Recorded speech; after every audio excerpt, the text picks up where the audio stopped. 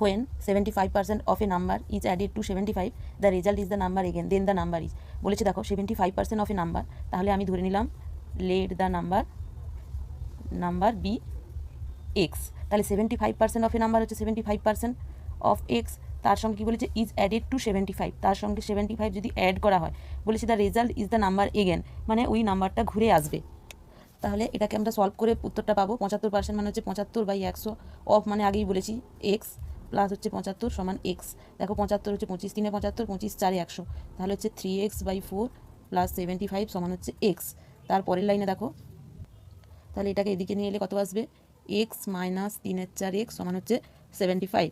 এবার দেখো 1 minus 3/4x সমান হচ্ছে 75, তাহলে এক্স সমান হবে 1 থেকে 3/4 গেলে হবে 1/4 সমান 75।